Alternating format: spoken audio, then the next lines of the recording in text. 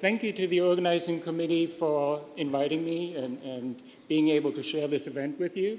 And thank you all for coming back from the very short coffee break. I hope it was worth it. So the asthenosphere, we all hear about the asthenosphere pretty much early on in our geologic career, and you can look up on Wikipedia or in a textbook that it is that sphere, that layer without strength. It is a highly viscous, mechanically weak, inductively deforming region in the upper mantle of the Earth, somewhere down there, and it lies below the lithosphere and helps with the process of isostatic adjustment and plate tectonic movements. It was recognized that there has to be such a plastic weak layer very, very early, well before plate tectonics, due to the observation of isostatic equilibrium and there being a need of mobility deep below a lithosphere, as suggested by Barrel already in 1940. And he also put forward that based on geodetic observation of isostasy, that there needs to be a thick, somewhat plastic zone beneath the more rigid lithosphere, but we really have no knowledge about its exact thickness, depth, or its mechanical properties. Obviously, the asthenosphere plays an extremely important role in plate tectonics because it is the biggest plate boundary. It's that layer below the plates that allows them to move, and essentially the lubricant of plate tectonics. And for example, Isaacs et al. Also described it as a layer of effectively no strength on the appropriate time scale. So we know there is a weak layer of sorts under tectonic plate. It helps allow plates be mobile, but we actually know quite little about it in detail in terms of its mechanical properties, its location, how deep, how wide, and its distribution laterally. That does matter. Here are just two examples from recent geodynamic models. It matters for the nature of plate tectonics and for the nature of mantle convection in that the asthenospheric strength governs the rate of plate tectonics. So here's an example from a study by Tudu et al., where they look at the trade-off between the viscosity of the asthenosphere and essentially the strength of plate boundaries laterally, and they argue that there has to be a right combination of the two. A certain range of viscosities is needed to allow for plate tectonics to occur at the rate and in the direction with the kinematics that we actually observe. Thorsten Becker in a recent paper also explored how varying the thickness and the rheologic structure, there being very weak layers within the asthenosphere or not, changes the nature of plate tectonics and of convection, especially in the shallow domain in the Earth. So clearly knowing more quantitatively rather than just knowing it's weak or has effectively little or no strength is really, really important. And so it also matters for hazard, for earthquake hazard, in the sense that it is the viscosity of the asthenospheres that allows the stressing and straining from an earthquake to reach much further away from its origin. So for example, large subduction zone earthquakes like we had in the Northern Pacific, if there is a low viscosity asthenosphere under the oceanic plates, it would allow the propagation of strain and stress fields to large distances that may impact the occurrence and timing of earthquakes quite far away. So knowing, again, these properties is important in terms of large-scale plate tectonics, mantle convection, as well as the physics of lithospheric deformation, and ultimately earthquake hazard. So going back to my first slide, what I'd like to address in this presentation is the results of attempts of quantifying what are those rheologic properties of the asthenosphere, what is the effective viscosity, or in general, the flow strength of asthenospheric material. Where is it really? How deep? Can we even constrain its thickness vertically? And then maybe more difficult, how close can we get at establishing where we do and where we don't have a well-expressed asthenosphere? Is it something that's mainly found in plate boundary zones and maybe under oceanic plates, but maybe there is no asthenosphere to speak of under the continents. And how can we get at that? Now again, that quest for quantifying rheology goes back a long time, the early 20th century. For example, Norman Haskell explored the observations of glacial isostatic rebound, post-glaciation rebound. And so the idea that when we have a surface load, ice sheets or lakes, depressing the lithosphere, then when we take that weight off, due to the viscous nature of deformation below the lithosphere, the rebound will be time dependent. So this is velocity as a function of time of shorelines in Sweden and Norway.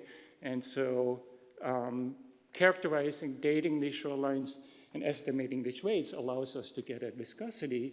And Haskell already estimated a viscosity of 10 to the 21 Pascal seconds from the data that was already available back then, so giving a measure of this viscosity. Due to this uplift still occurring today, we saw some slides earlier showing that in North America, and the same is true again in Scandinavia. Those data together with time-dependent gravity data as well as the shoreline data give us quite tight constraints on these rheologic properties, and that number of about 1 times 10 to the 21 Pascal seconds below a layer of roughly 100 kilometers, and maybe having a thickness of several hundred kilometers below which the viscosity is about an order of magnitude higher. That's sort of the simplest, straightforward interpretation of the data we have.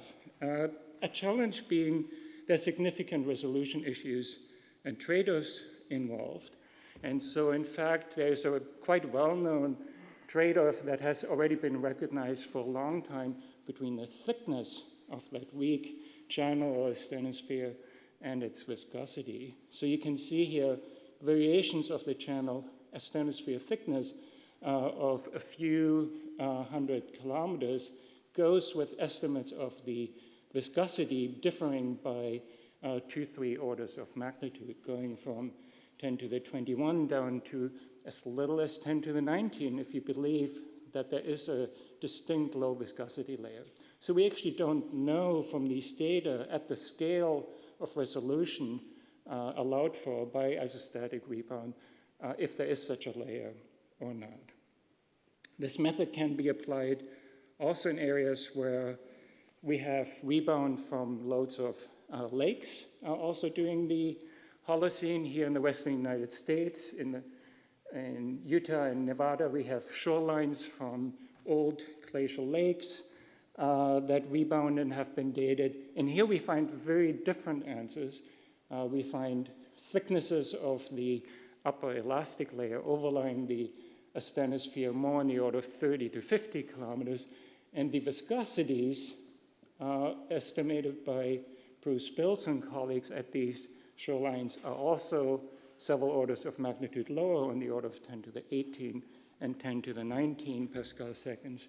So clear evidence there's great heterogeneity that we'd like to better understand. So we're using earthquakes rather than surface loads to probe the viscosities, very similar to loading the Earth with a static load that we can characterize. Earthquakes have the advantage of happening here and now. We can characterize the stress changes due to them very precisely. If we have a good finite slip model of the rupture, we can characterize the stress and strain field both shallowly and deep in the Earth. The portions of the Earth, including the asthenosphere and the upper mantle, that relax those stresses with a function of time will viscously deform. They will re-stress elastically the upper crust, and if we have precise space geodetic measurement capabilities such as GPS, ENSAR, or other methods at the surface, we can see that recovery of deformation relaxing the co-seismic stresses. And so if we keep track of that deformation as a function of time, we can make out the response in this big, large-scale rock mechanics experiment. So the spatial pattern of this transient deformation field gives us information about the geometry of the relaxing materials. So that is what allows us to determine how deep and, if possible, how otherwise the viscosity structure is distributed.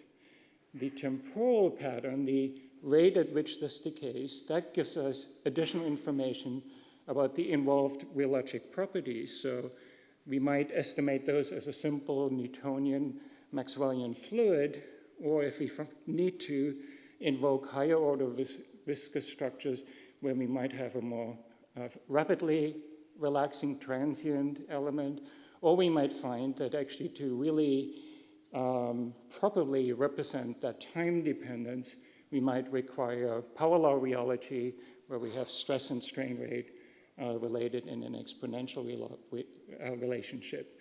So if we have good enough data, this gives us a direct probe of rheology. Of course, that comes with a caveat that challenges this, even with the best data sets, that viscous relaxation in the asthenosphere is not the only process that is occurring, but we often have afterslip on and near the rupture, proelastic rebound, re-equilibration of fluids in the crust, and flow also well above the asthenosphere in the crust that we have to recognize, separate, diagnose to more properly diagnose the part that actually comes from the upper mantle. So there are also many trade-offs and resolution issues involved that one should keep in mind. So what I'd like to do next is just give a few brief summaries of applications of this approach to probing mantle rheology in continental plate boundary zones, so where most earthquakes do occur, in continental interiors, around subduction zones where the biggest earthquakes are found, and then one rare application where we actually have sufficient deformation from an oceanic earthquake that gives us, at least in one place, information about the asthenosphere on the oceans. So the San Andreas fault system and two earthquakes in the Mojave Desert in the 1990s still represent one of the best constrained examples because we had a nice convergence of large earthquakes occurring during the time that space geodesy just sort of got ramped up. So there was a continuous GPS network in existence by the time of the Hector Mine earthquake and sufficient information for the earlier earthquake that we have two sources, two impulse sources of stress change, the response to which we can assess with our observations. And so what this slide shows is the transient surface velocity field, meaning separating out interseismic deformation as it was measured before the earthquake in the 7 years after the Hector Mine earthquake. And so you can see this broad flow field of right lateral shear about these two ruptures during the 7-year period. And importantly, we see significant, albeit small, if you look at the scale, which is somewhere here, amount of deformation transiently, even 200-300 kilometers away. If we have transient deformation hundreds of kilometers away from an upper crustal strike slip earthquake, that means you have to invoke transient deformation flow quite deep below those ruptures to produce these broad gradients of deformation. So the spatial patterns gives us information about the depth and distribution of flow. The temporal pattern of this decaying time-dependent signal gives us information about the rheologic stress-strain rate relationships. Now, to do that quantitatively, we obviously need to model that. So we do work with finite element models that Andy Freed, who led that research when he was at Berkeley, conducted, essentially imposing in a realistic crustal structure the impulse of slip from the two large earthquakes inverted from post-seismic deformation data. So these ruptures drive the stress changes in the deeper earth, first in 1992, the Landers earthquake, and then we add to that already relaxing flow field, the Hector Mine earthquake. And so then we test different rheologic structures to see, well, what kind of range of distributions of viscosity as a function of depth can explain the spatial pattern of relaxation. And then next I'll show you how different rheologies allow us to more or less satisfactorily also address the time dependence from fast to slow to match that deformation with time. And so now I'll add to those observations the cumulative 7-year displacement from just 4 examples of the many, many models that we explored. If you try to explain the transient deformation purely with flow in the lower crust, right below the rupture where the highest stresses occur, this would be the optimal viscosity. You can see with these blue arrows, we can match some of the vectors right here near the earthquakes, but then as you move away from the rupture here to the southwest or up here to southern Nevada, you essentially don't produce any deformation. It's too shallow. Any deformation process that's in the crust is incapable of both representing the magnitude of deformation near the ruptures and that found 200-300 kilometers away. So to produce that, we need deformation below the crust in the mantle. If you put narrow fault zones below the ruptures, so after slip or narrow shear zones, we have a similar problem. These yellow arrows show we can match the magnitudes of some of these stations close by, but we don't really get the broad deformation field that we need. So only models in which the relaxation is in the upper mantle below 40, maybe as shallow as 30 kilometers, which is the crustal thickness, and with a viscosity on the order of 5 times 10 to the 18 to 5 times 10 to the 19 over that 7-year time period are needed to produce the deformation. Now, if we look at the time dependence, a simple Maxwell viscoelastic material that we like to use for deformation in the mantle in our relatively first-order models produces the total deformation, but if you look at these solid time series of displacement at these 3 examples versus the data, which is shown by these gray shaded zones, you can see that they don't start fast enough and don't slow down enough to match the time dependence.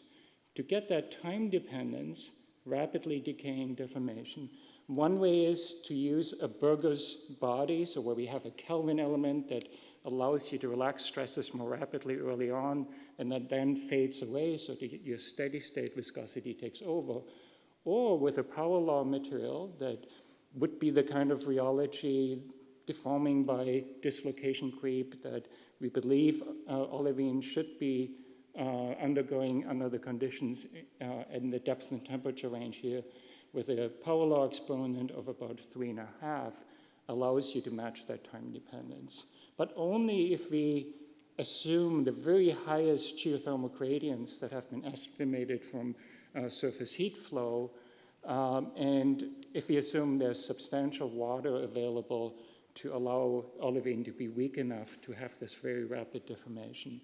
And so Andy Fried actually argued later on that even with a power law material with a very hot geotherm, you still need transient relaxation, that's rapid early deformation that experimentalists tend to see as well to produce the deformation that is observed.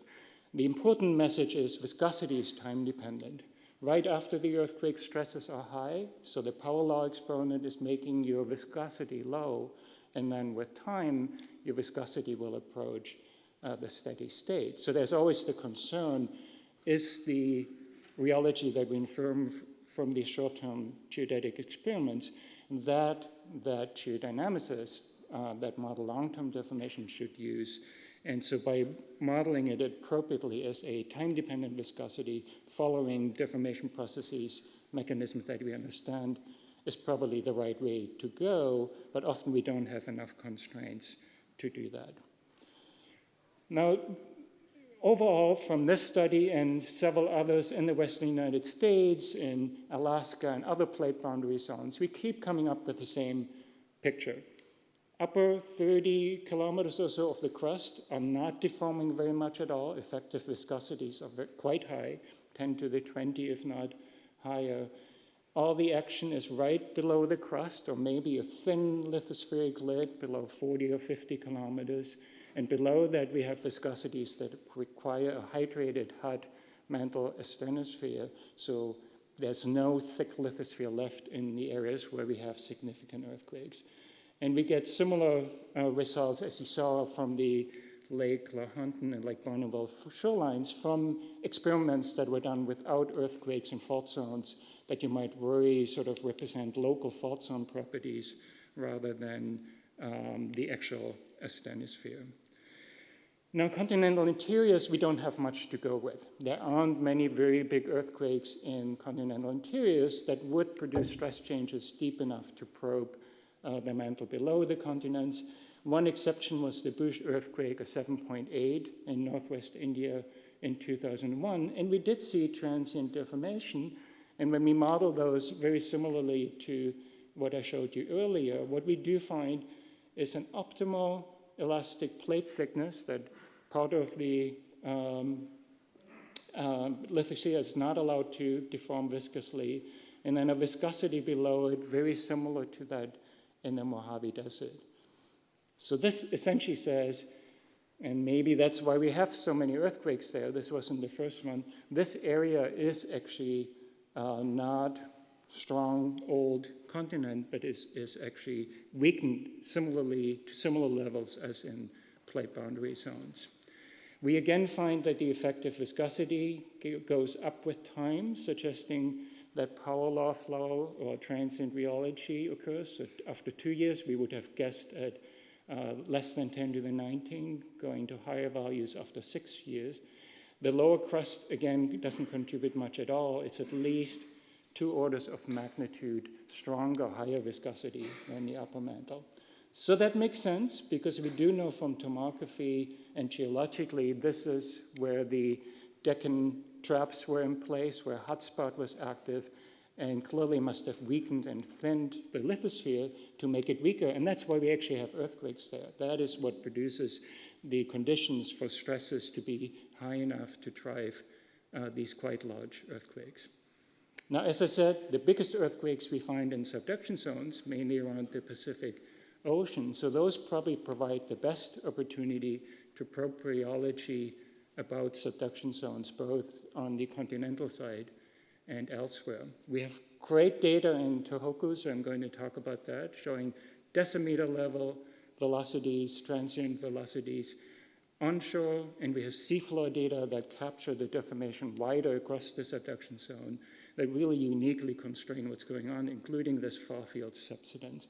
And this deformation is going to continue for many, many decades. We again use finite element models to put in the appropriate elastic structure and different viscous elements that we want to assess for their rheology. And then we essentially optimize. We solve for what is the best distribution of viscosity in the mantle wedge above the downgoing slab, below in the oceanic crust, and also what is the viscosity or strength of a shear zone down dip of the rupture. And we find very similar values, again, on the continental side as what I showed you earlier. For the oceanic mantle, if we just assume it's uniform below the oceanic plate, we get a very similar viscosity. However, even though the oceanic mantle has a very unique signature, subsidence offshore, that we see in the seafloor geodesy, in that optimization where we consider all the data, we really don't do justice to that very rapid subsidence offshore. So to better map out the deformation offshore, both the landward motion and the subsidence, we actually need more low viscous stuff under the downgoing plate, and we find that optimally we have a thin, maybe 50, 80 kilometer thick layer of material that has a viscosity as low as 2 times 10 to the 18. Now, I said we had one opportunity to look at that oceanic asthenosphere with an event that occurred in the oceans, in that deformation zone that Richard talked about, offshore the Sunda Trench, where we had a combination of an 8.6 followed by an 8.2 that produced strong co-seismic displacements and was followed by strong post-seismic transient motions. And even though those are all on one side, they very effectively put constraints on the viscosity below. And so we find that if you quickly look here at the vertical motion, there was subsidence co-seismically, uplift post-seismically. That reversal you only get if you have significant relaxation in the asthenosphere. So that vertical signal in particular constrains both the viscosity and puts some constraints on the thickness of that layer. Unfortunately, even though we find a model that sort of optimally fits, that's again very similar, low 10 to the 18 Pascal second levels, about 80 kilometer thickness, we have that trade-off again that we also saw in the isostatic rebound, suggesting that, again, we can't uniquely constrain the viscosity unless we know the thickness of that layer better independently or based on some other knowledge. So this slide just summarizes what I just described. I'm not going to describe it in great detail, but there's at least sort of one big picture dichotomy between the continental interiors, cratonic old structures that are probed by isostatic rebound in the continental zones, high viscosity on a very thick lithosphere, whereas in the oceanic plates and plate boundary zones, we get much, much, much orders of magnitude lower viscosities. And this is consistent with estimates of the variations of the elastic plate thickness from completely independent observations, and also tomography, which finds that the distribution of thick, cold, high velocity cratons matches the distribution of where we would expect to find strong lithosphere, and our plate boundary deformation zones tend to just have thinner lithosphere, higher velocities at depth. So Isaac's already said the asthenosphere corresponds more or less to that low velocity layer in seismology that imaging studies like those from Barber's group and others have found for a long time. And so what I was going to argue for is that really integrating and more quantitatively and formally what we know about rheology in a few spot measurements that we get from our experiments with those we might be able to infer from mapping out seismic velocities, shear and pressure waves, attenuation, anisotropy, electric resistivity. They all are dependent on the same kind of things that rheology depends on. And so if we can really calibrate models in which we try to do our best to take that spatial information and map it into a rheologically improved picture, that is probably the way to go to do better in this quest for probing the rheology. So thanks for your time, and I'd be happy to take questions.